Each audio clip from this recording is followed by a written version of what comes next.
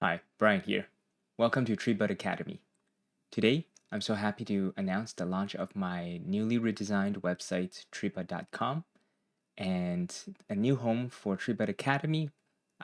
Beyond YouTube, you can find all the videos in the playlist curated at treebud.com/academy.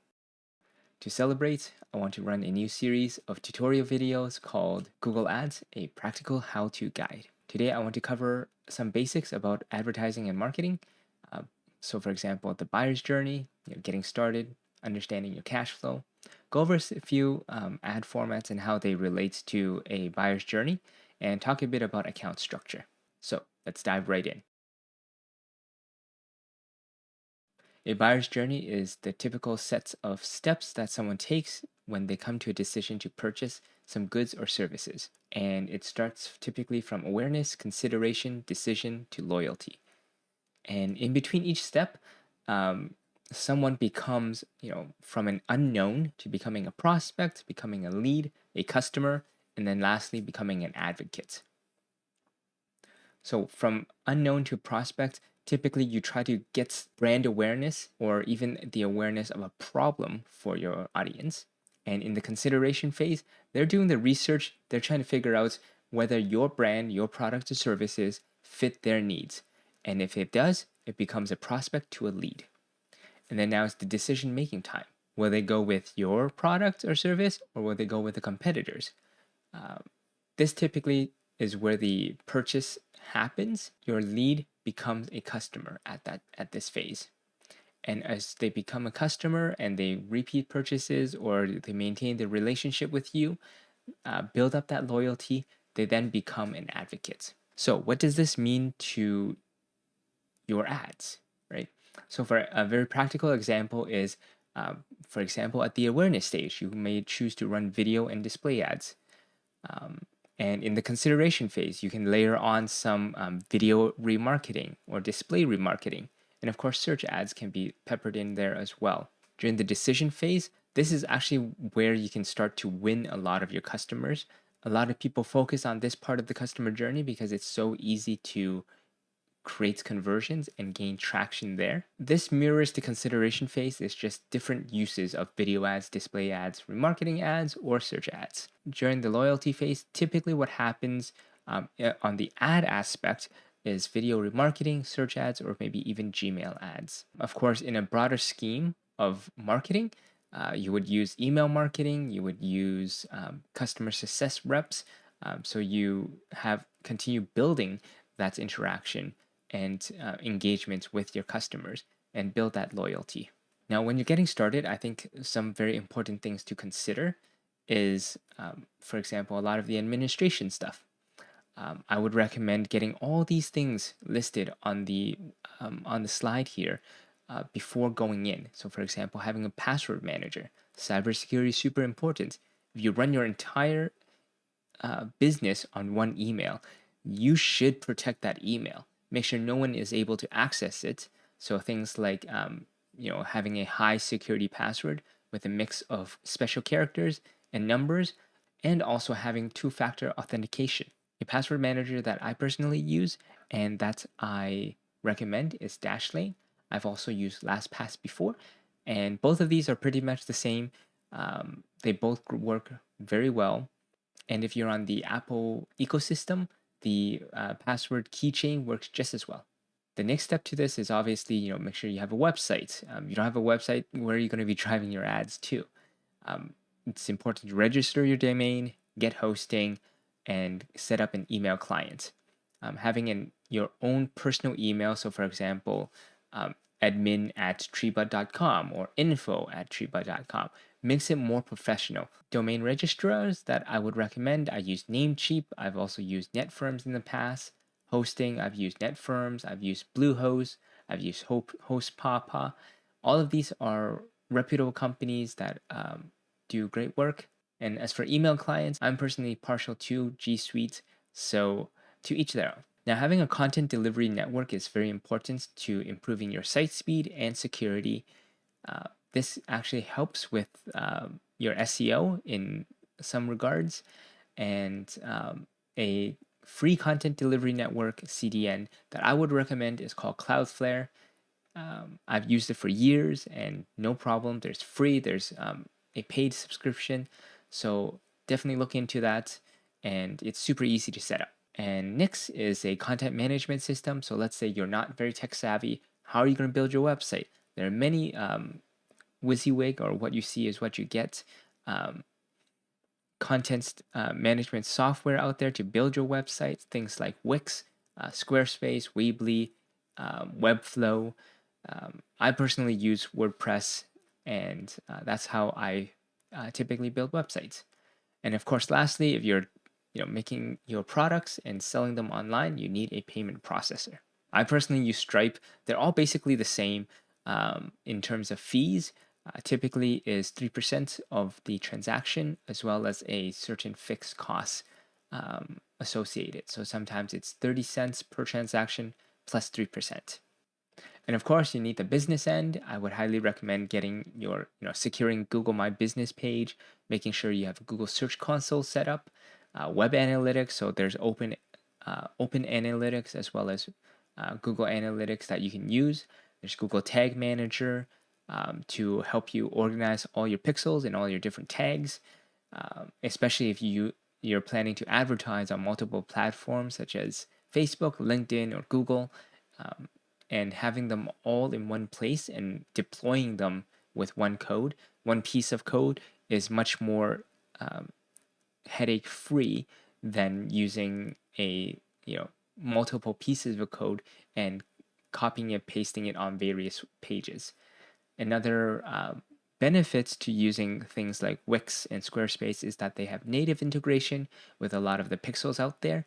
So one way to lessen your headache is to either use the native integration or use Google Tag Manager. Now that you have your website all tracked, it's important to make sure you track all your customers, leads, and etc. to make sure you build up your sales pipeline, figuring out where people are coming in from, where people are dropping off, how you can optimize and grow your business. A free CRM that I would recommend is called HubSpot, and it's a very powerful tool. It's free to use, as well as some premium features that are very cost effective. Next is an email service provider. Once you have a website, you run ads, get people onto your website, they fill out forms, they become customers, you're tracking all these interactions, but now you need some way to keep them informed or keep them updated about your products or services or your company. So having an email service provider, creating email campaigns is super important. A free one I would recommend is MailChimp. Once you have all the admin stuff figured out, the next big piece is cash flow.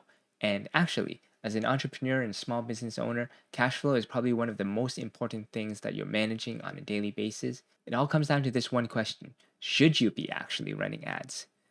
What is your sales cycle like? If your sales cycle is long, you should keep that in mind to make sure that you have enough cash flow to tide you over until the next sales. And this is why having a CRM is important, so that you're tracking how long it takes for a unknown becoming a prospect, becoming a lead, becoming a customer. What that sales cycle looks like, how long it takes, so that you can start managing your cash flow, making sure that you keep your business afloat, and making sure that you do not sink your business if you put money into ads and it doesn't produce the results that you were expecting.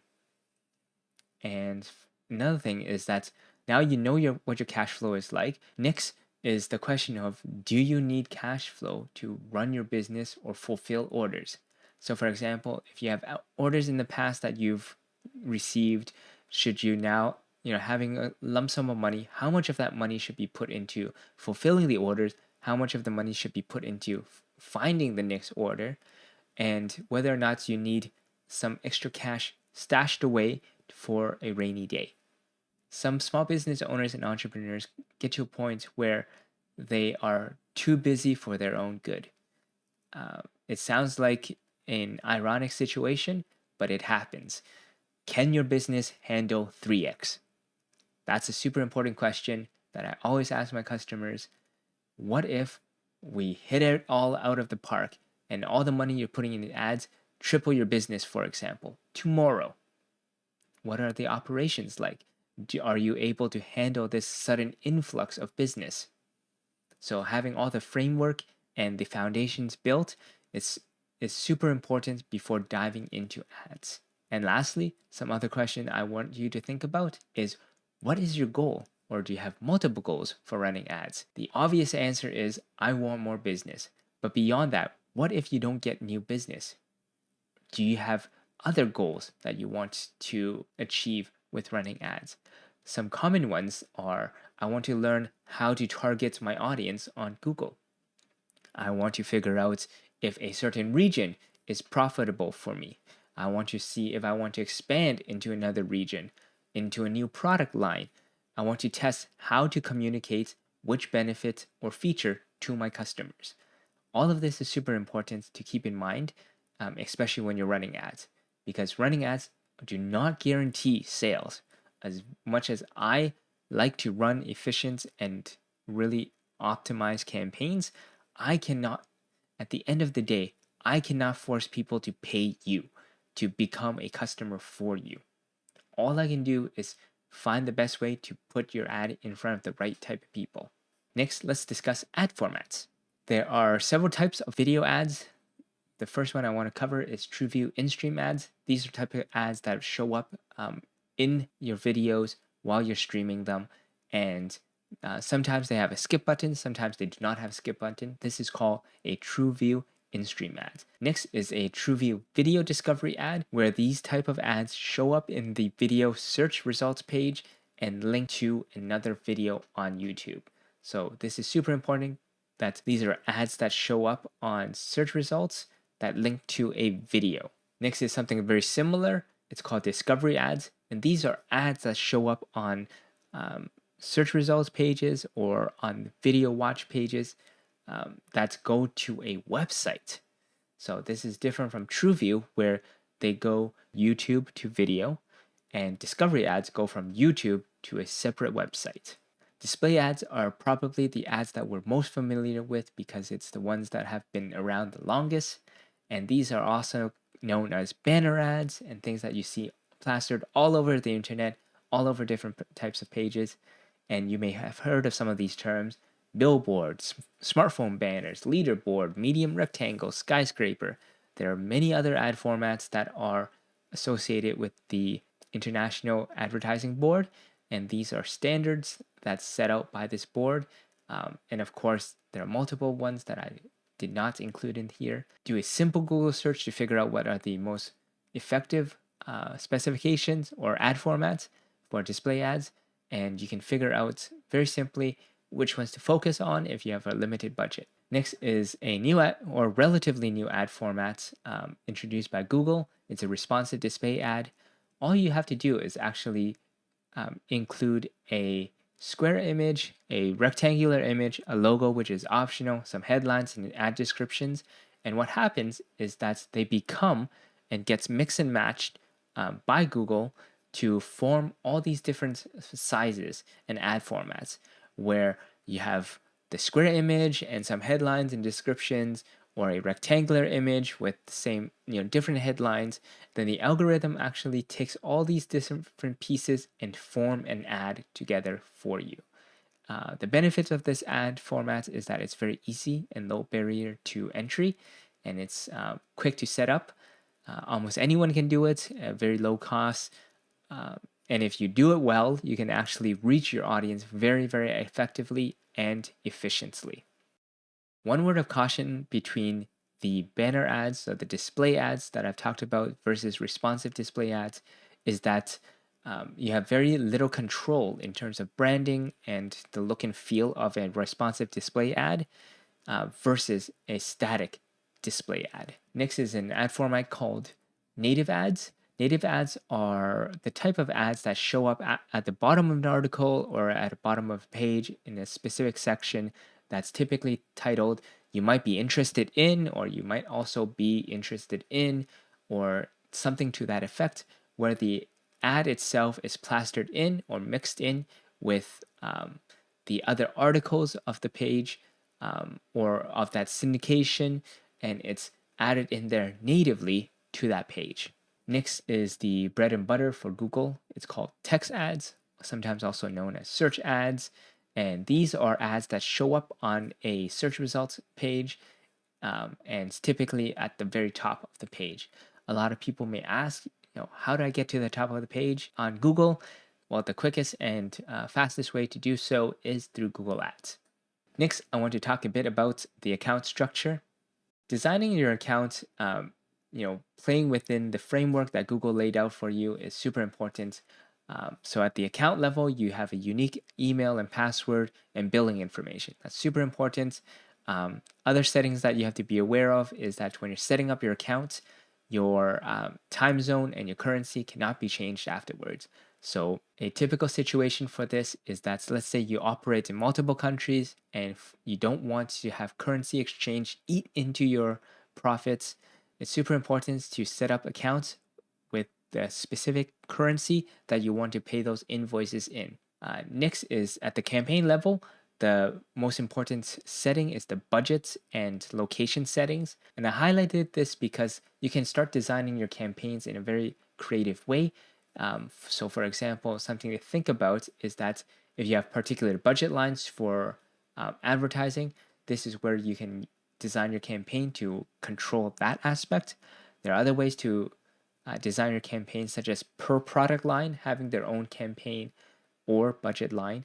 And for example, you want to have pants, trousers versus shorts, have different marketing budgets to them. So you can design it in this way. And another way to think about it is you want a particular service to be advertised per campaign. You can change the settings at this level. Next, location setting is only found in at the campaign level. So if you want to start targeting a particular city or particular region, you have to set it at the campaign level. And now you have to start thinking about the budget lines associated with each region. And then of course, next is ads and keywords that are grouped together called ad groups. So a collection of ads and keywords is known as an ad group. A collection of ad groups is a campaign. And beyond this, and it's not shown here, is another level called Google Ads Manager account, previously known as an MCC, My Client Center, where you can manage multiple accounts. A benefit to this is, let's say, again, you have multiple accounts for different currencies, for example, and you want to manage them all under one umbrella. So let's say you're an international company, you want an account specific to Canada because you want to pay those ads and invoices in Canadian dollars, and then you have a separate one for American dollars and targeting the US.